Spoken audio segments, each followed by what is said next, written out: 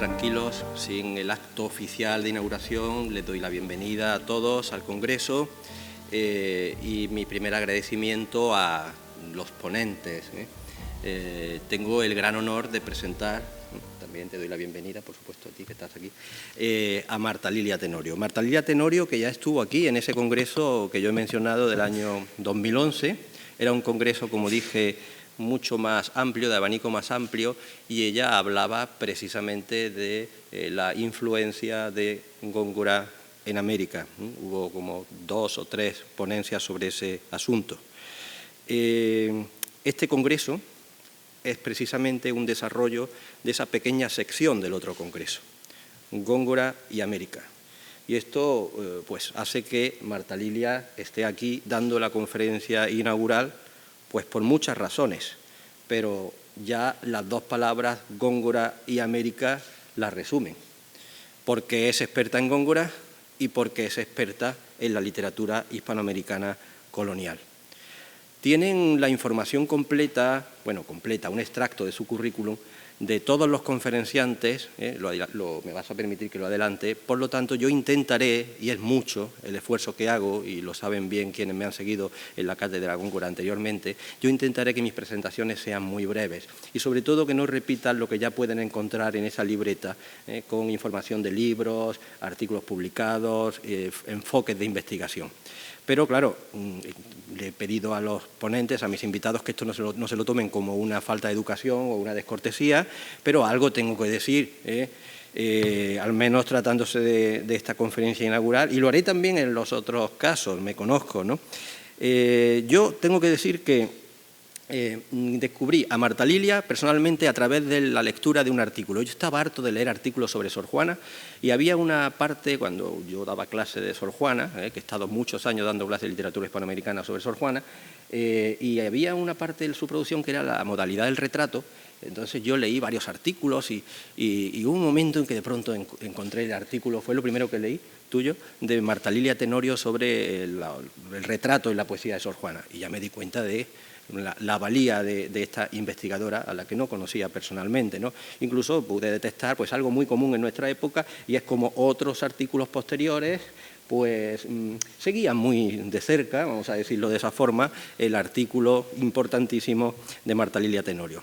Y luego, ya cuando en el año 2011, me parece que fue en 2011, sí, apareció ese monumento de la poesía colonial, que es la antología, nada más y nada menos que, podríamos decir, una continuación de los grandes volúmenes de Méndez Plancarte, Poetas Novohispanos, una antología con ese título, Poesía Novohispana, en 2 volúmenes, que ella tuvo gentilmente, bueno, pues esa generosidad, ¿no?, de mandarme después del Congreso de 2011 y que me dejó deslumbrado. Y bueno, cuidado que aquí tenemos una gongorista de primera, ¿no?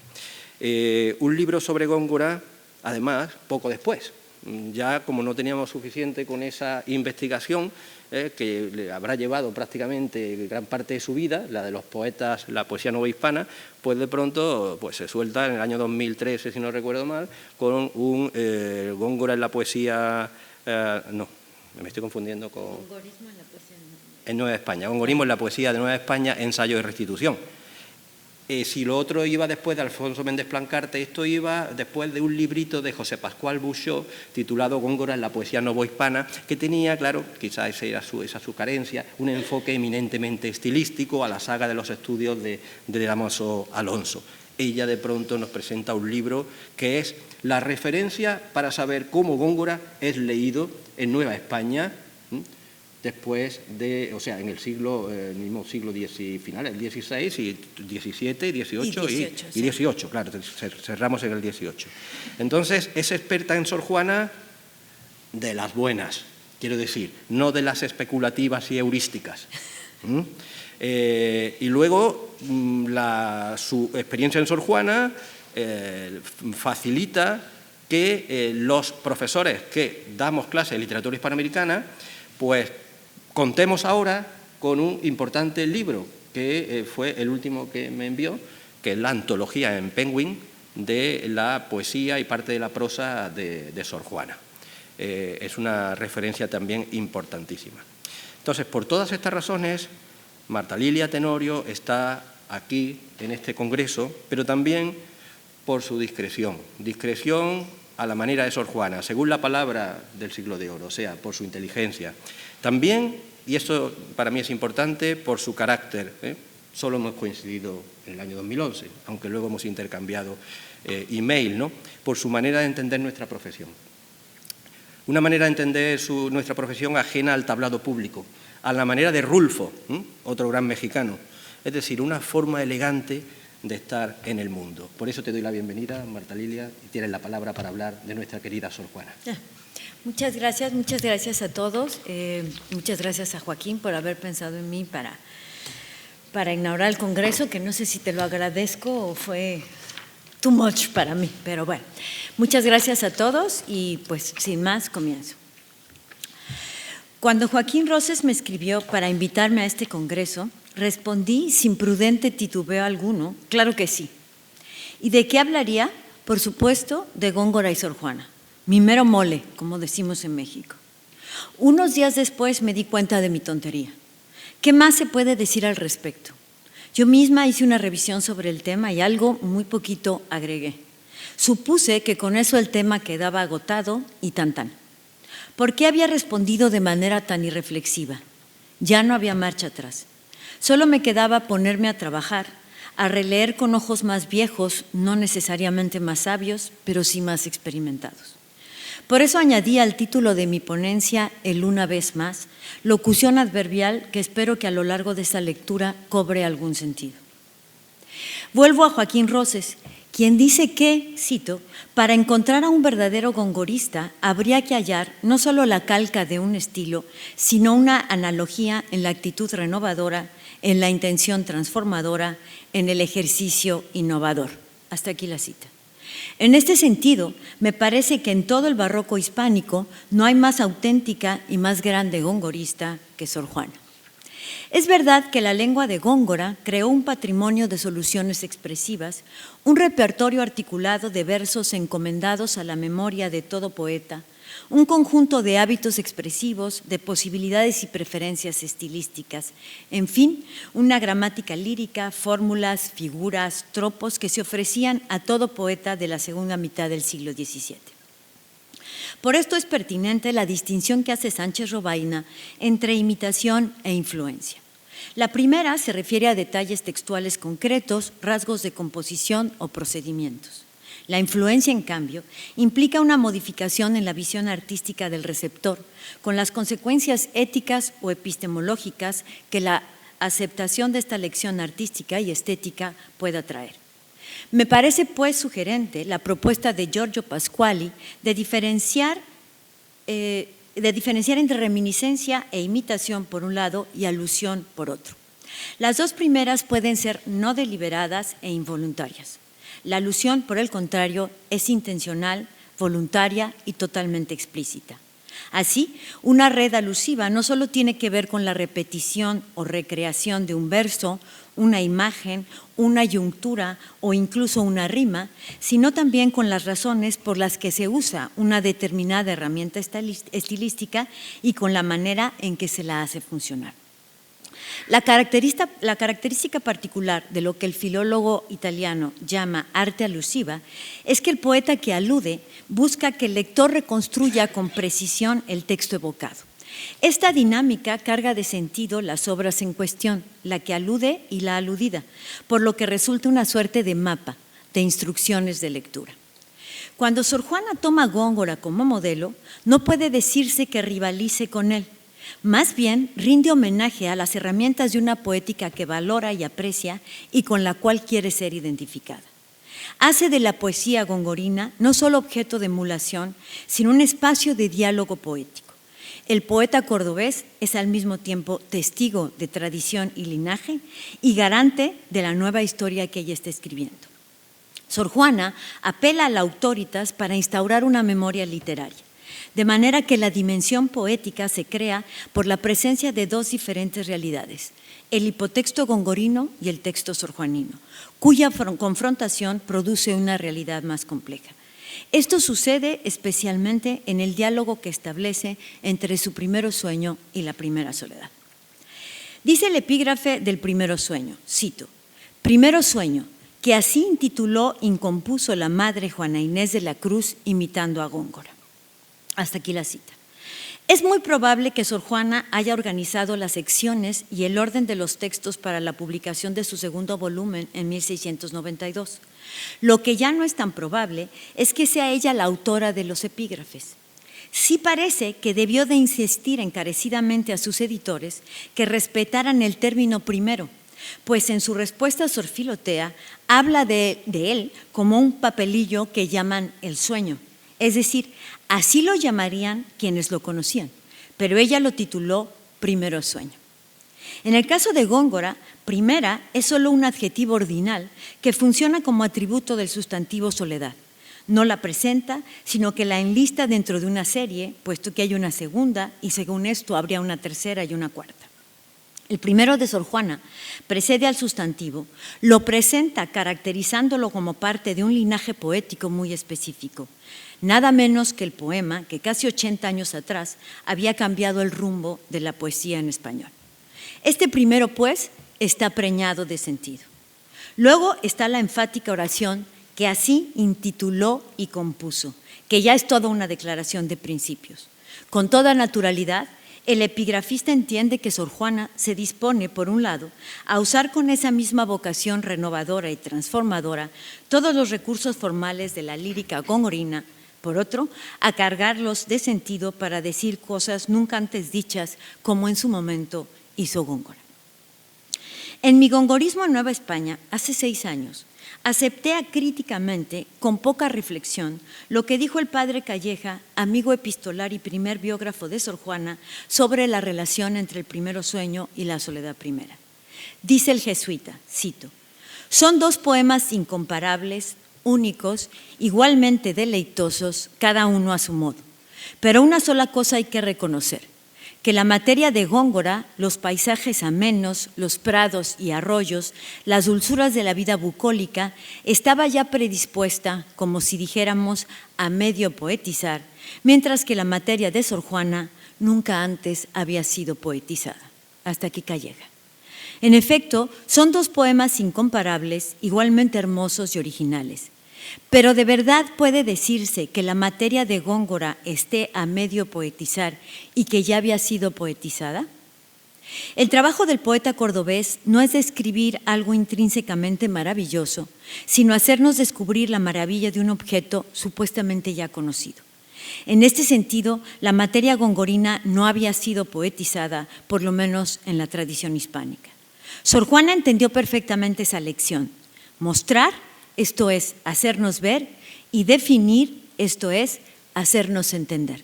Las cosas, en el sentido de las res de Lucrecio, no solo tienen un nombre, tienen determinadas características materiales, cierto aspecto visual, una historia.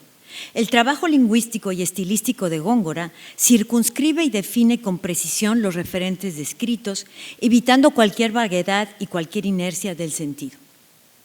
Un trozo de cecina, el queso prensado por una serrana, un tazón para leche, una mesa, un gallo, las gallinas, se descubren como un espectáculo digno de conocer, tanto cuanto, en el primero sueño, la digestión, la fisiología del cerebro, la fotosíntesis o la linterna mágica.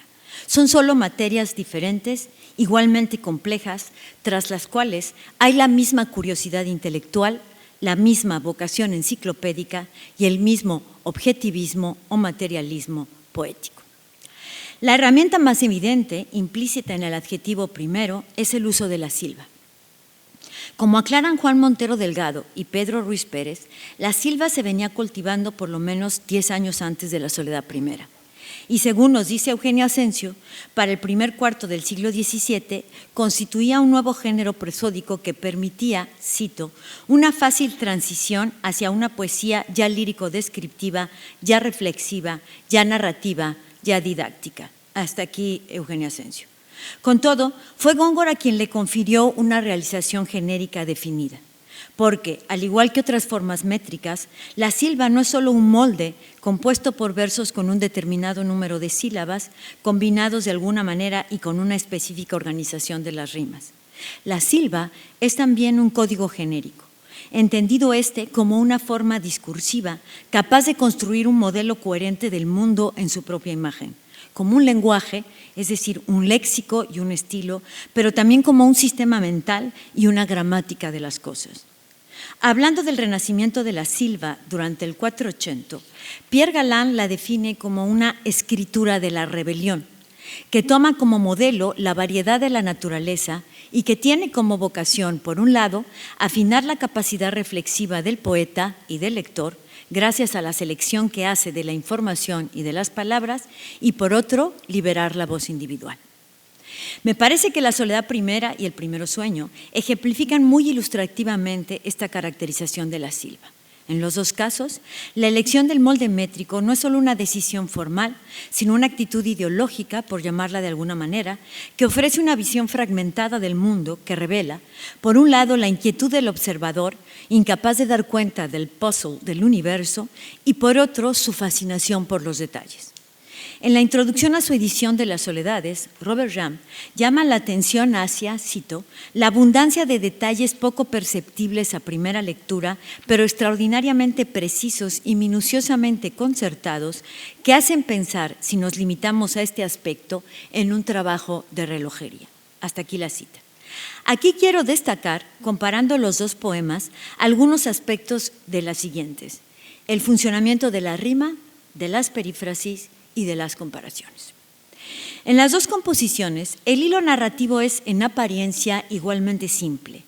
En La soledad primera, un peregrino naufraga, llega a un lugar idílico donde lo hospedan unos cabreros y asiste a unas bodas. En El primero sueño, anochece, el mundo se duerme, se produce el sueño, amanece y despierto. La incongruencia gramatical es intencional. Los dos poetas se desdoblan en yo lírico y personaje, Góngora en el peregrino, Sor Juana en el alma. La asociación entre Góngora y su personaje se plantea de manera muy sutil en los primeros versos de la dedicatoria, que dramatizan de forma curiosa las circunstancias de composición del poema mismo. El cordobés vuelve a ello en la 10ª, royendo sí, mas no tanto, y en el soneto restituye a tu mudo horror divino. Sor Juana ostenta en el pareado final del poema la asociación entre ella y su personaje, quedando a luz más cierta el mundo iluminado y yo despierta. Ni el peregrino gongorino ni el alma sorjuanina conocen el recorrido ni lo que encontrarán por el camino, pero los dos van con los ojos bien abiertos. Y esta mirada es el detonante de un material narrativo complejo, variado y preciso. Pero Sor Juana no se queda aquí. Con alusiones textuales deliberadas, vincula a su personaje con el peregrino gongorino. Su alma naufraga, como el peregrino, en un mar de zozobras, en su caso intelectuales. Como el inconsiderado peregrino, su alma fió desatenta, sus velas al mar traidor, al viento ventilante, y como el náufrago de Góngora dio en la mental orilla el timón roto, la quebrada entena, besando arena, arena, de la playa el bajel, astilla, astilla. Marcas textuales como el muy gongorino uso de fiar con diéresis a la manera del cordobés, el desatenta en sustitución de inconsiderado, pero en el mismo campo semántico, y la repetición de la rima orilla-astilla no pueden ser casuales.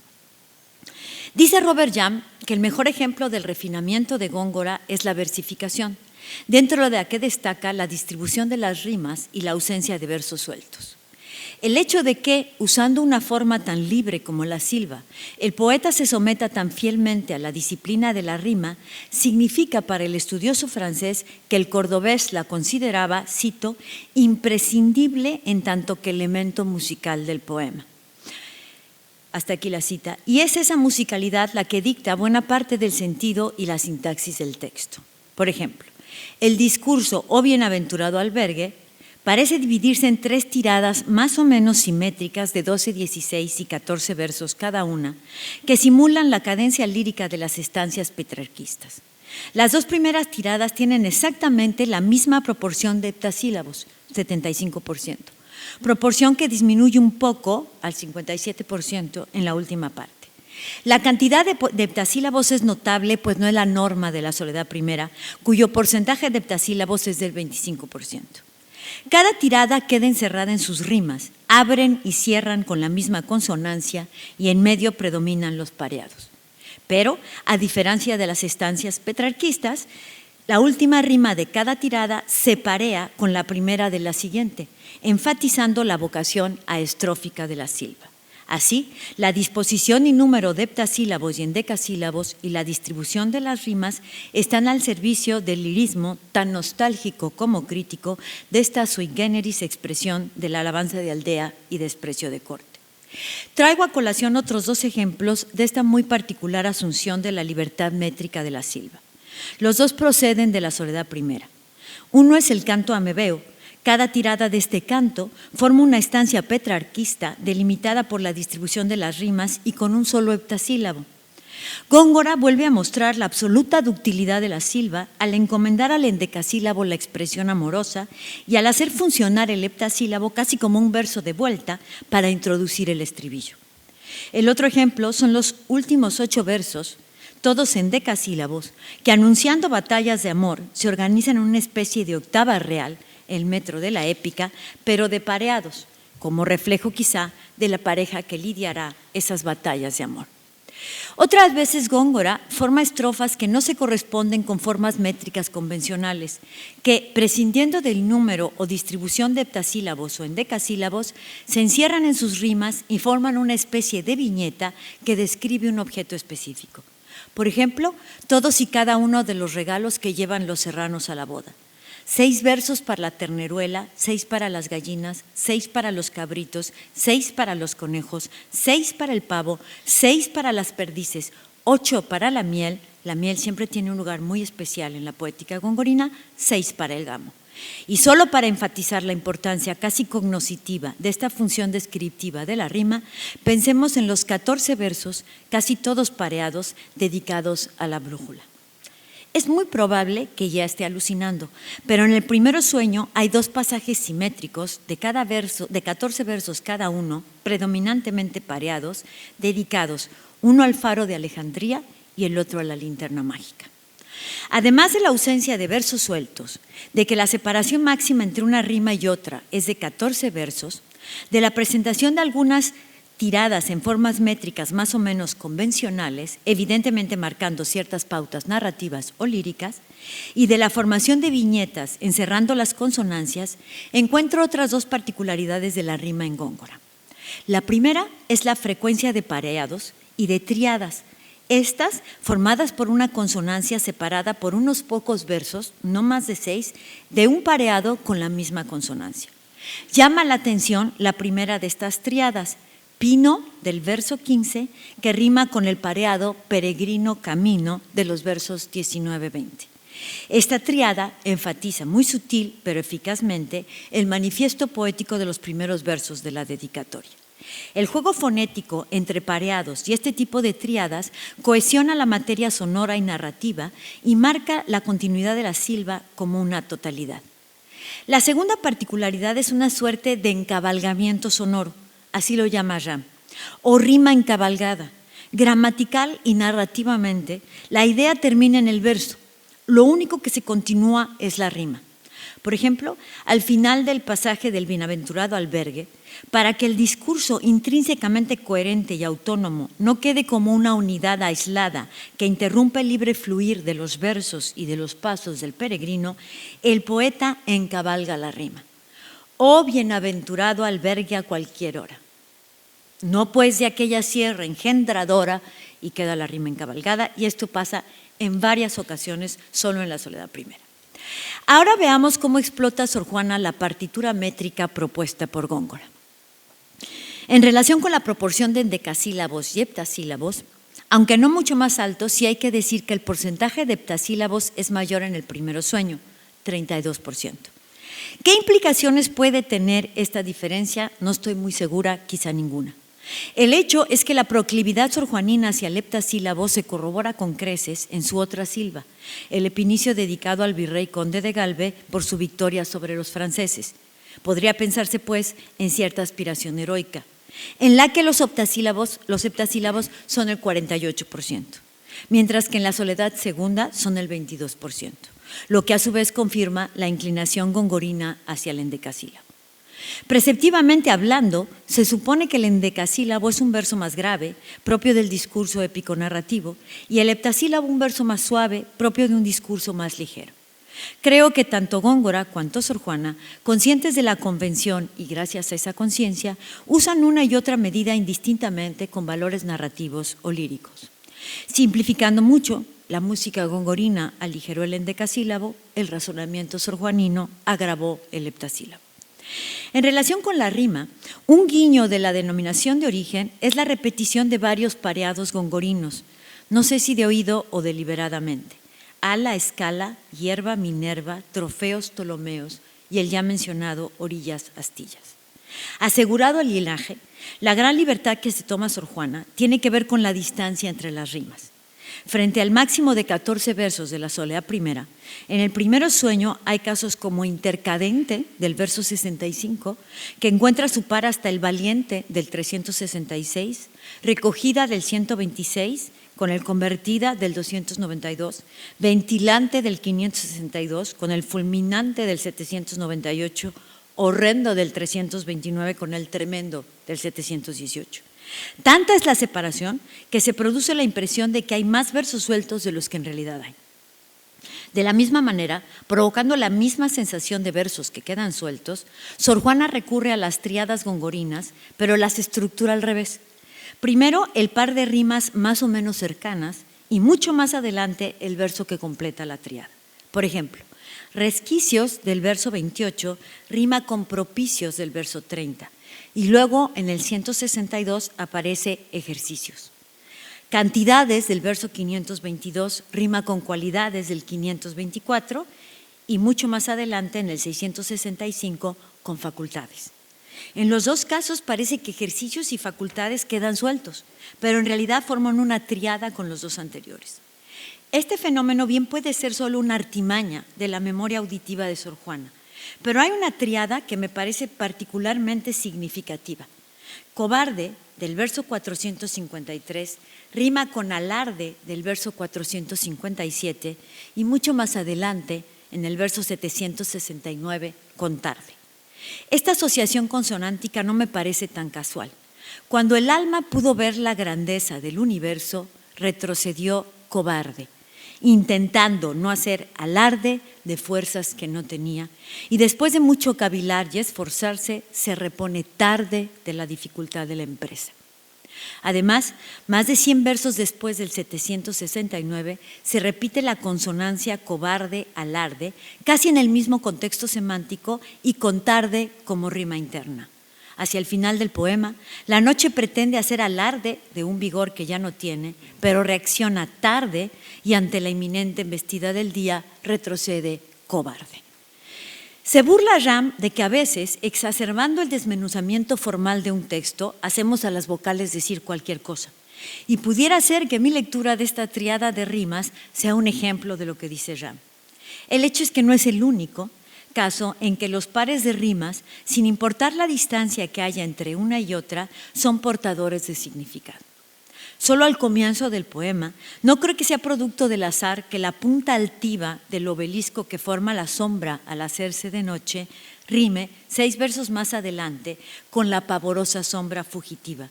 Esto es, la misma noche soberbia que viene huyendo de un hemisferio para coronarse en el opuesto. Además, con esta misma imagen de la fuga termina el poema. Hacia el final, Sor Juana habla del fugitivo paso de la noche, autoaludiendo a aquella sombra fugitiva ya derrotada por el día, emprendiendo la huida hacia el hemisferio contrario. Lo mismo pasa con los versos 73 y 79, donde riman vivientes y obedientes. La monja está hablando de cómo la noche impone la oscuridad y acto seguido ordena el silencio, circunstancias que favorecen el dormir, y es precisamente el sueño el tributo que todo ser animado paga a la naturaleza por el hecho de vivir. He aquí el vínculo lógico-causal, no solo sonoro, entre vivientes y obedientes. Tampoco deben ser casuales otros pares como cadena, pena, doctrina, disciplina, experiencia, ciencia en 2 ocasiones, conocimiento, fundamento, y otros aún más evidentes porque se presentan pareados, escalas, alas, la sutil punta de las pirámides egipcias que parece que se junta con el primer cielo, ciego griego que anuncia la alusión a Homero, tonante, fulminante y como estos muchos pareados más.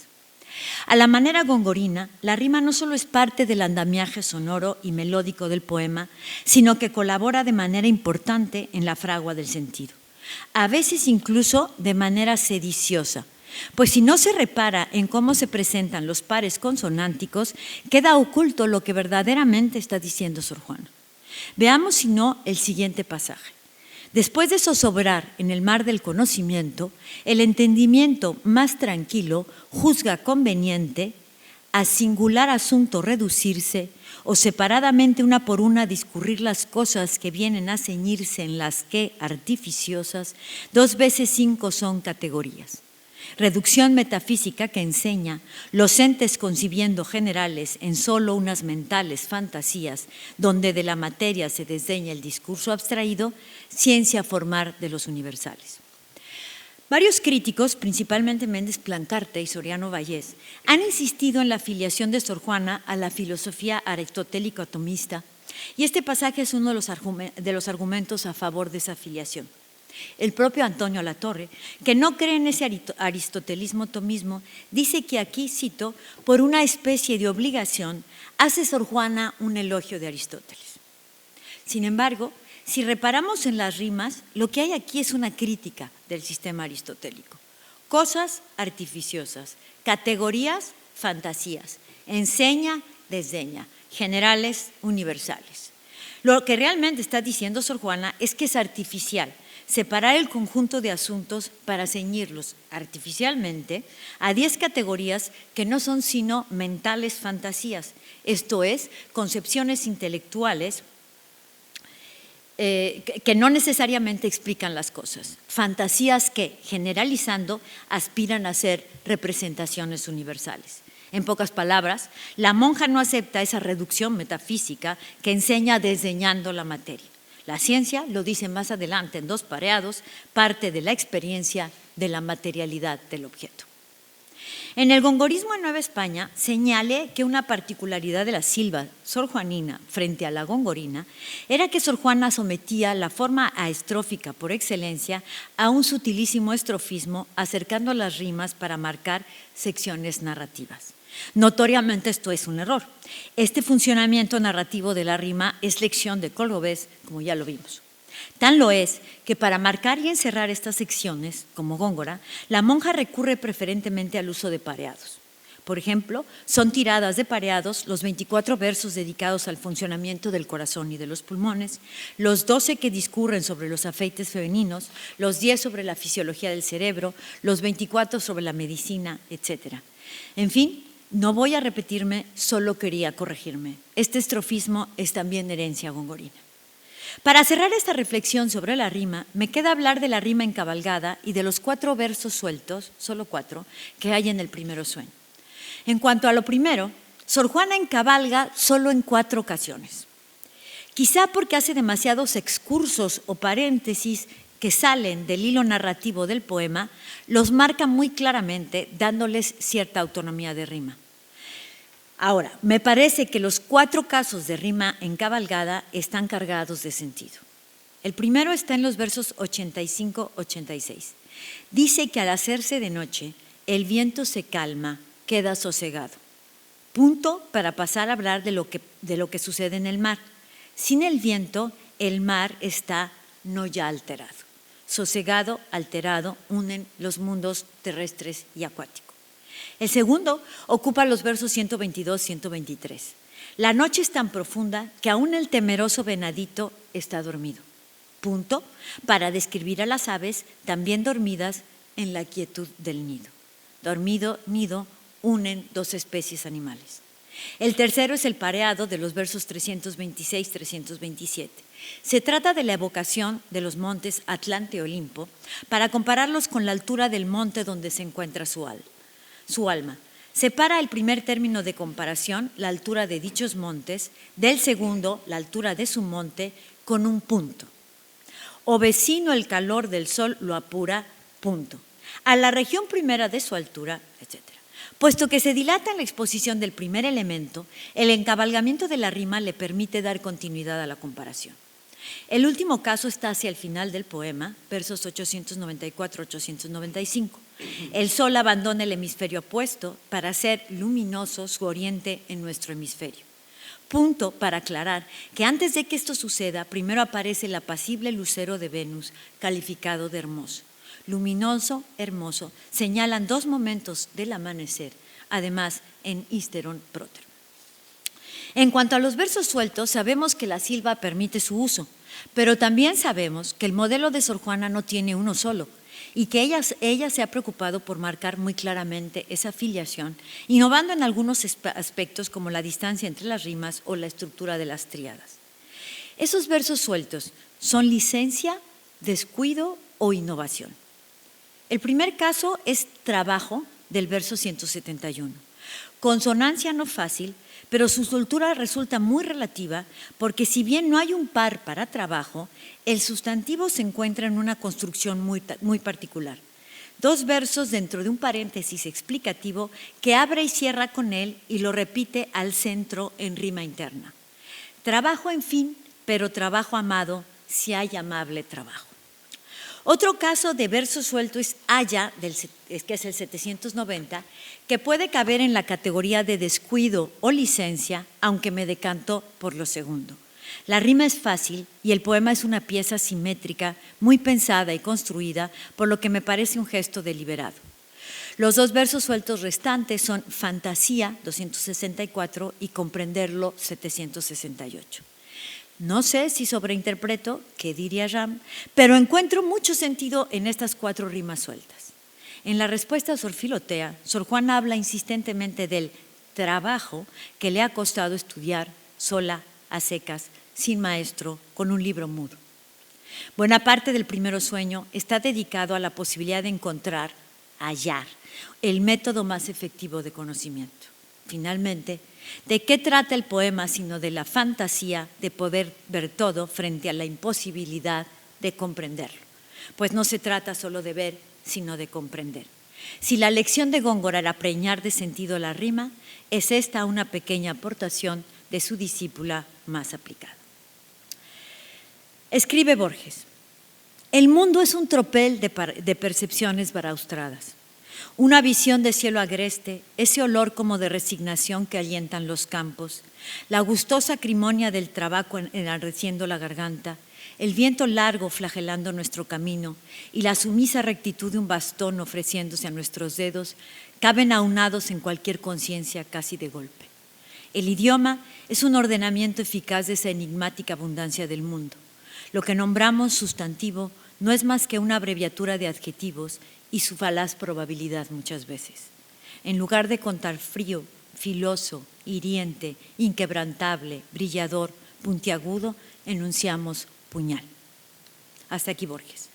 Hablando de la perífrasis en Góngora, Nadine Lee explica que el cordobés, cito, tiene perfecta conciencia de que la palabra no es el objeto, sino su abstracción lingüística. Nombrar, pues, promueve una realidad lingüística que destrona la realidad de la experiencia de las cosas y la borra, condensándola y abreviándola en una cifra verbal. La perífrasis, es su sistema poético, viene a ser el nombre propio de una relación particular que el nombre directo implica, pero no expresa explícitamente. Hasta aquí Nadine Lee. Volviendo a Borges, precisamente lo que hace la perífrasis gongorina es, como ya dije, mostrar y definir. Refiriéndose a lo frío, filoso, hiriente, inquebrantable, etc., sin decir puñal. Podría decirse que la perífrasis es, como el concepto, el resultado de un pensamiento intuitivo que capta con concisión las cualidades más relevantes de los objetos, superando las imprecisiones de nuestro pensamiento cotidiano.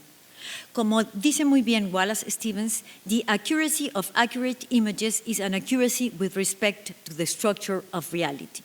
La perífrasis es, pues, una herramienta epistemológica que encuentra correspondencias nunca vistas. Paradójicamente, conforme más se aleja, según la lógica, del objeto descrito, más cerca está de él. Y nos hace ver algo nuevo que no habíamos descubierto, aportando un conocimiento que representa más eficazmente la naturaleza del objeto. Pienso, para empezar, en una perífrasis muy simple, quizá de las más simples de la Soledad Primera, cuya epifánica sencillez siempre me ha emocionado. Limpio sayal en vez de blanco lino cubrió el cuadrado pino. Cuadrado pino. Es muy fácil saber que Góngora se está refiriendo a una mesa, pero todo lo que encierra ese sencillísimo sintagma. Hubo una vez un pino que alguien cortó, serruchó, lo hizo tablones, para luego trabajar esa madera, lijarla, darle forma cuadrada, martillarla para ponerle las patas y al fin, después de este trabajo artesanal, convertirlo en una mesa.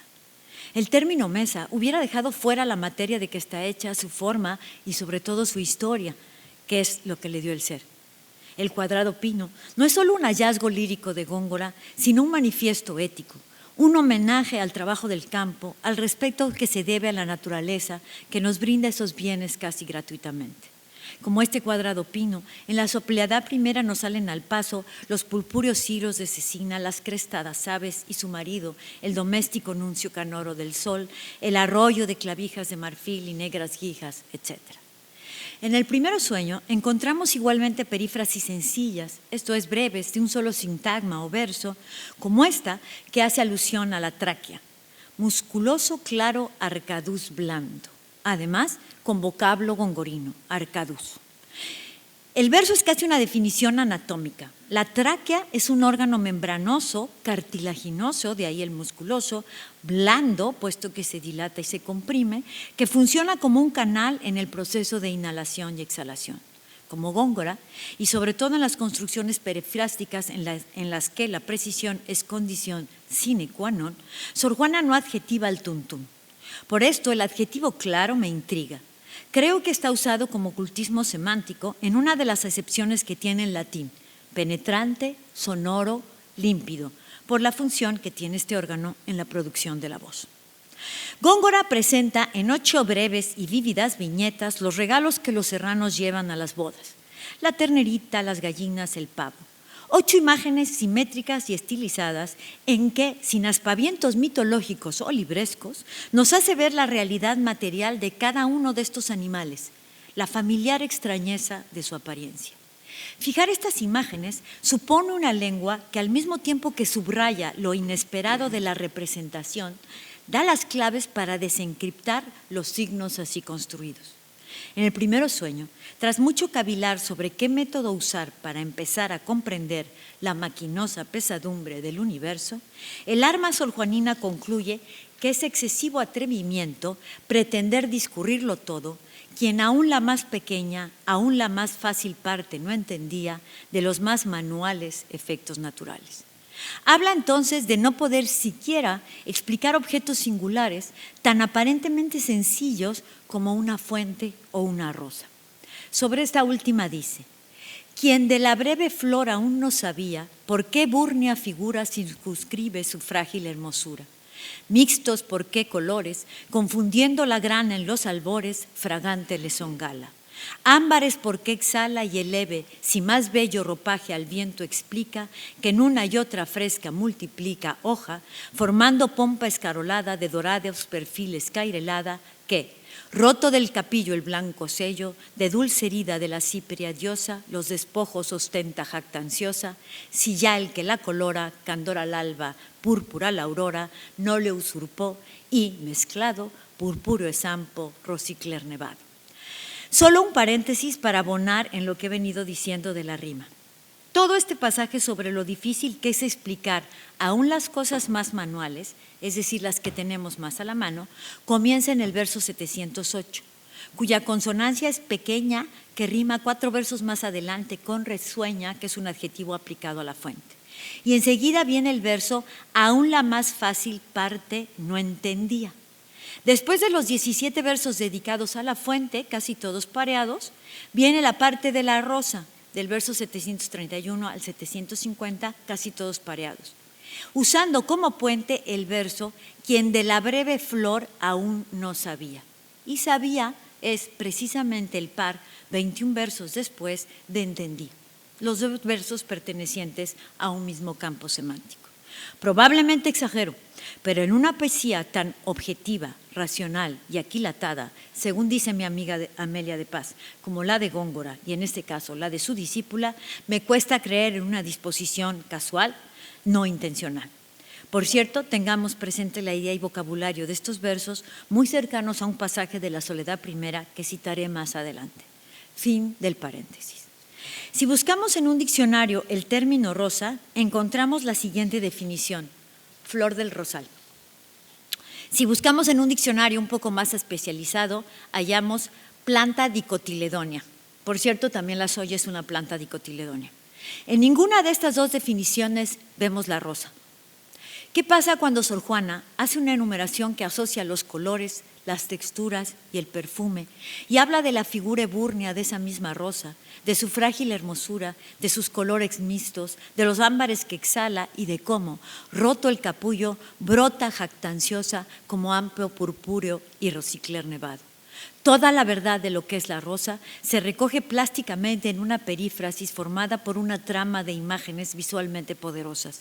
Se nos pone frente a los ojos su color, sus pétalos cairelados, su delicadeza y se nos recuerda su fragancia. Cuanto más se ajustan a la realidad las relaciones plasmadas en la lengua, tanto más intensamente cala en nosotros, lectores, el contenido de verdad.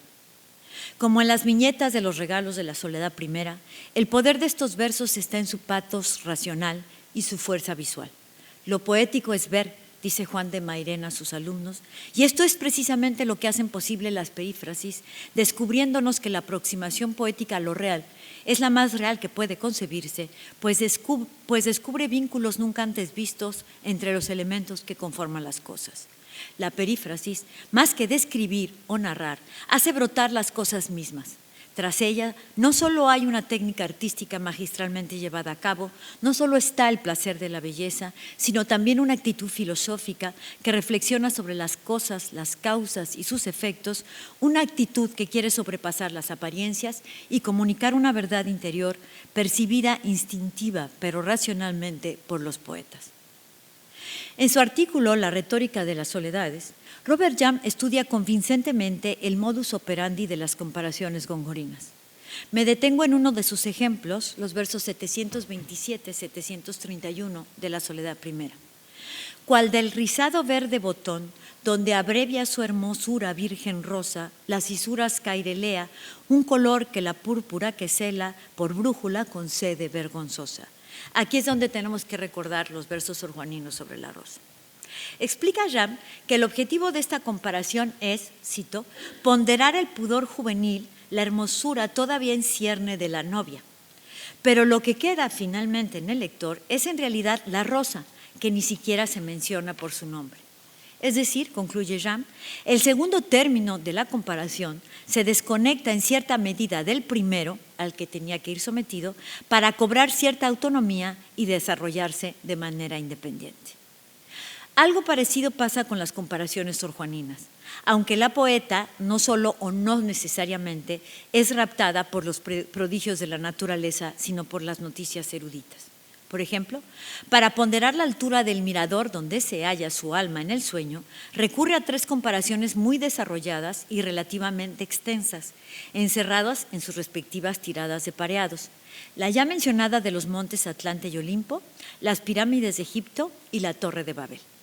En los tres casos, como dice el gongorista francés, el segundo término de la comparación pasa a primer plano, adquiere autonomía y se explica y encierra en sí mismo. Por ejemplo, en el pasaje de las pirámides, lo que Sor Juana pretende enfatizar es la altura, a la que dedica 13 versos de los 38 que forman la comparación. Dice la poeta que por más que la vista, cual lince, se esfuerza por alcanzar a ver la punta que con el primer orbe finge que se cunta, cae despeñada hasta el pie de la espaciosa basa, tarde o mal recobrada del desvanecimiento, que pena fue en escasa del visual alado atrevimiento.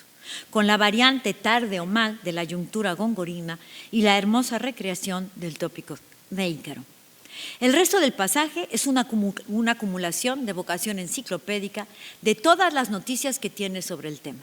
Lo que queda pues en la memoria del lector es que las pirámides eran dos, que estaban en Memphis, que ahora es Cairo, que son como pendones fijos que sirven de tumba y madera a los Ptolomeos, de quienes son bárbaros trofeos, con lo que se refiere a los esclavos, botines de guerra usados para construirlas, que su construcción es un prodigio del conocimiento geométrico, que refractan el sol y por tanto no producen sombra, y que Homero habló de ellas. No sabemos de dónde sacó Sor Juana esta noticia. El caso es que la licencia pseudoerudita le permite una digresión sobre el poeta griego. En estos versos hay varias alusiones textuales gongorinas muy deliberadas. Además de la ya mencionada yuntura tarde o mal, están si ya no pendones fijos tremolantes, que recuerdan los versos 421-422 de la Soledad Primera, donde Góngora habla de otras glorias, la victoria española sobre los caribes flechados. El uso del quesu en vez de cuyo, estas que en su nivelada simetría su estatura crecía, dice Sor Juana, esto es, estas cuya estatura, refiriéndose a las pirámides, como en Góngora, ni la que su alimento, el áspid, es gitano, refiriéndose a la envidia, esa cuyo alimento, etc. La alusión más deliberadamente obvia, puesto que en el modelo está en el mismo contexto, es la de los bárbaros trofeos, con el pareado trofeos Ptolomeos. Bárbaros trofeos que Egipto erigió a sus Ptolomeos, está en la Soledad Primera, versos 956-57. Esta última alusión es especialmente significativa. Sor Juana dice las pirámides dos ostentaciones de Memphis van. Habla pues de dos pirámides. La noticia que tenemos nosotros ahora es que son tres. Los sorjuanistas han buscado por todas partes el simbolismo de ese dos. Los dos volcanes, el Popocatépetl y el Iztaccíhuatl, al pie de los cuales nació la monja, el masculino y el femenino, el yin y el yang. Cuando me tocó a mí explicar las razones de ese dos, di, según yo, con el hallazgo de que en su historia natural Plinio habla de más de 200 pirámides, pero solo destaca dos por ser las más altas. Me pareció que si lo que se quería ponderar en este pasaje era la altura, en la noticia de Plinio estaban sin duda las razones de ese dos. Sin embargo, gracias al descubrimiento de un alumno, ahora pienso que tampoco es esta la explicación correcta. Solo Dios sabe si Sor Juana leyó a Plinio o si encontró la información en alguna poliantea. Lo que sí sabemos con toda seguridad es que leyó, y muy bien, a Góngora. Y en esta red alusiva tan tupida de guiños gongorinos, es otro texto de Góngora el que explica las pirámides dos. En un romance apócrifo, pero recogido en la edición de Gonzalo de Hoces, el 215 de los romances de la edición de Carreira, encontramos estos versos. En cuyas memorias pías, devotamente lustrosas, en dos pirámides altas que los indios montes moran. Los versos hablan de dos pirámides calificadas de altas, a las que compara con montes, como hace Sor Juana al recapitular sobre la altura de su mirador. Después de las tres comparaciones y de varias y extensas digresiones, refiriéndose específicamente a las pirámides, dice: estos pues montes dos artificiales. Estoy casi segura de que este vínculo textual es la mejor explicación para esas pirámides dos. En la comparación con la Torre de Babel, la ponderación de la altura queda en un tercer plano. En el segundo, la historia bíblica. En primer plano, y lo que más impacta al lector, es la reflexión ética de Sor Juana. Los vestigios de la sacrílega torre no son ruinas de piedra, que esas las borra el tiempo, sino los idiomas diversos que escasean el sociable trato de las gentes. Esto es, las diferentes lenguas que hablamos los seres humanos, haciendo que parezcan diferentes los que unos hizo la naturaleza, de la lengua por solo la extrañeza. Notes el pareado naturaleza-extrañeza. La patria del ser humano es solo una, las barreras lingüísticas son un castigo que, siendo iguales, nos hace extraños. Así pues, al funcionamiento gongorino de las comparaciones, Sor Juana suma el recurso de la acumulación, la redundancia, hila afanosamente tres extensos pasajes comparativos con sus respectivas noticias eruditas para enfatizar el mismo dato, la altura.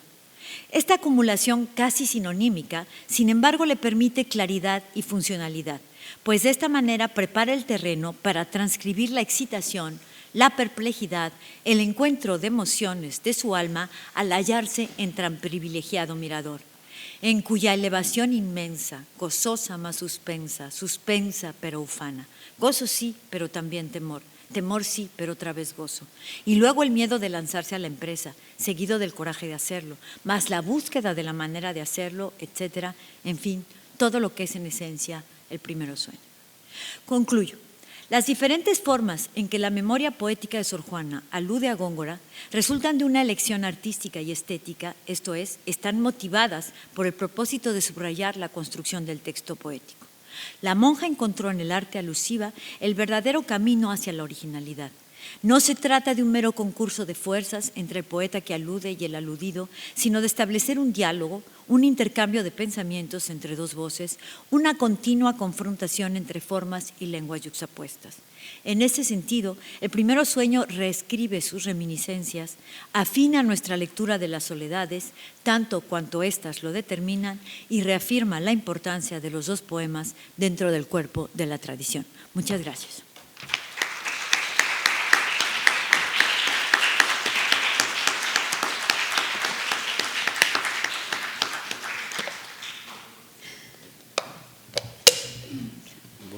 No me equivocaba. Es la primera ponencia y ya tenemos una aportación que ha dejado para el final, novedosa, sobre una polémica que es la de las dos pirámides del primero sueño. Yo les he pedido a todos los invitados que traigan aquí investigaciones de nuevo cuño, ¿no? Y Marta Lilia lo acaba de demostrar. Y además no pensaba yo que ibas a tirar por ahí, ¿no? Y me alegro de que lo hayas hecho. O sea, el denostado enfoque formalista, ¿no? Hubo tal exceso inmanentista y formalista que ya todo el mundo desprecia la métrica. Y este estudio que tú has hecho, y es necesario en determinados autores como, al menos como estos dos, ¿no? Este estudio que has hecho, ¿no? Basándote en la métrica, en las perífrasis y en las comparaciones, y bueno, en la métrica entendida ampliamente, a mí es que me apasiona también, ¿no? Entendida no solamente como la rima o el cómputo silábico, sino la métrica en su relación con la semántica, la calidad de las combinaciones, los encabalgamientos. Ha sido toda una lección, ¿no? Una lección inaugural. Esto y, bueno, otras cosas, ¿no? Es que hay tanto que tengo aquí apuntado, ¿no? Ese final, porque todos los que hemos enseñado el primero sueño, pues explicamos, la explicación fácil es esa, ¿no? Claro, si está hablando de la altura, tienen que ser las pirámides de Keops y Efrén. Tiene que dejar aparte la de Miquerinos, porque esa es muy pequeñita. Pero fíjate cómo has detectado ese romance de Góngora. Esto es estudiar la influencia de Góngora en América y en la mejor poeta de América del siglo XVII, no sé si de todos los siglos, para ti de todos, ¿no? Seguro, que es Sor Juana. Así que enhorabuena, yo te doy la enhorabuena, me he quedado impresionado con ese trabajo que hay ahí detrás.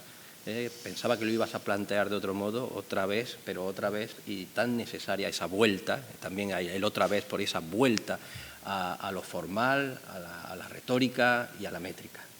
Muchas gracias por tu conferencia, de verdad. Yo oí en algún sitio, hace ya muchos años, que en las conferencias inaugurales y en las de clausura era descortés cederle la palabra al público para que preguntara, pero... si me permites, claro, aquí no somos así y estamos en un congreso internacional y estamos aquí para aprender todos, entre todos. Por tanto, si alguien del público quiere formular una pregunta ahora a Marta Lilia sobre lo que acaba de decir, es el momento.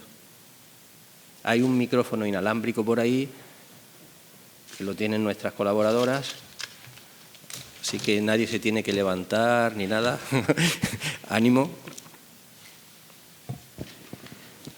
Luis Castelví, ¿verdad? Es uno de nuestros comunicantes, ya lo conocerán. Muchísimas gracias por esta conferencia inaugural, profesora Tenorio. Yo tenía una pregunta precisamente sobre el tema de las pirámides que me ha interesado muchísimo. Como saben, en la época, en la segunda mitad del XVII, intelectuales como Carlos de Sigüenza y Góngora, gran amigo de Sor Juana, mostró mucho interés por el, digamos, el pasado prehispánico de Nueva España, ¿no? Y circulaban por Nueva España teorías promovidas, entre otros, por el jesuita alemán Athanasius Kircher, de que las pirámides, por ejemplo, de Teotihuacán u otras pirámides de Nueva España, mostraban, eran una prueba, una evidencia de la conexión, de una supuesta conexión entre las civilizaciones precolombinas y el antiguo Egipto. Y de ahí había un cierto orgullo criollo, ¿no? Como proto-orgullo criollo en Sigüenza y Góngora y otros. Son ideas que tal vez llegaran, en su opinión, también a Sor Juana, que podrían explicar la inclusión de esas pirámides en Primero Sueño, o se está exagerando mucho el tema de este orgullo criollo, esa conexión entre México y Egipto. Bueno, gracias. Sí, una de las explicaciones que se ha dado a ese dos, además del yin y el yang, el femenino masculino, los dos volcanes, ha sido la pirámide del Sol, la pirámide de la Luna de Teotihuacán, ¿no? También. Pero me cuesta a mí creer que Sor Juana de Rivera estuviera tan presente a Kirchner. O sea, Sor Juana leía de todo, se adscribía casi nada y era como muy ecléctica, ¿sí? Entonces, pensar que hay un orgullo criollo, pues estaría en los dos volcanes, tan fácil como eso, porque yo, señora, nací, y le dice en un romance a la duquesa de Aveiro, porque yo, señora, soy americana, primera vez que se usa el gentilicio americana, ella y Sigüenza y Góngora, antes se decía Américo, ¿sí? Entonces, porque yo, señora, soy americana y nací en el lugar donde hay metales, al pie de los volcanes. Claro que hay ese orgullo americano, pero en el Primero Sueño, insisto, en una red alusiva, tan tupida de guiños a Góngora, tiene que ser otro verso gongorino. Y a mí lo que me llama la atención es que Góngora habla de dos pirámides altas y luego dice montes, ¿sí? Y Sor Juana, al recapitular sobre sus comparaciones, como se extiende tantísimo, tiene que recapitular, dice estos montes dos artificiales. Entonces, me es más fácil pensar que Sor Juana tuviera en su memoria los versos de Góngora que las enseñanzas de Kirchner. Me es mucho más fácil, o sea, porque como dicen, un romance, este diablo de romance tiene en su verso un hechizo, o sea, es más poeta que sabia. O sea, yo sé que lo que más se sabe de ella es su vocación enciclopédica, su universalidad de noticias, pero para mí Sor Juana es más poeta que sabia. Claro, pasa lo mismo con Góngora, sí. Es que estamos empeñados por ciertas lecturas, Fosla, sí, o el mismo Octavio Paz y todos estos, ¿no? En ver a los poetas como sesudos, ratones de biblioteca ahí encerrados, y tanto Sor Juana, o tanto Góngora como Sor Juana, eran espíritus vitalistas que leían pues a los otros poetas. Y lo que tienen en la cabeza son versos. Eso es. Más que noticias, ¿no? Como dice nuestra amiga Amelia, estos creen que se van a la cama con la colección de la Loeb. Eso es. No, Sor Juana sí iba a la cama con los versos de Góngora, estoy segura, o de Garcilaso, y lo que traen en la cabeza son versos. Eso es.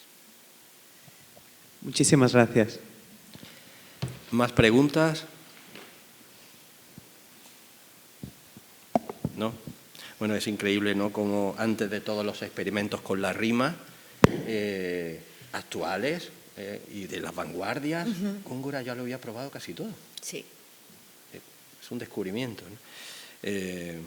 Bueno, no vamos a demorar más esta primera ponencia. A mí se me ocurriría preguntarte más cosas, pero prefiero hacerlo luego. Luego platicamos, claro. Sí, sobre algún libro de la Torre, sobre Sor Juana a través de los siglos, y cómo eso nos puede ilustrar también sobre la relación entre Góngora y Sor Juana, pero luego hablamos. Sí, a ese respecto solo quisiera decir una cosa, que sí, por ejemplo, gracias a esta fama de sabia erudita, Sor Juana siempre estuvo presente, cosa que no le pasó a Góngora. Su poesía no. Ya. Pero si ustedes leen lo que dice Feijó, lo que dice entonces, no, era una mujer sapientísima. Ahora, poeta era lo que menos tenía, sus versos eran bastante regulares, pero gracias a eso Sor Juana siempre estuvo en el imaginario, mientras que Góngora sí cayó en desgracia totalmente, porque no tenía la fama de Sabán. Eso es. Y Sor Juana no. Pero lo único que se conocía de los versos de Sor Juana es los hombres necios.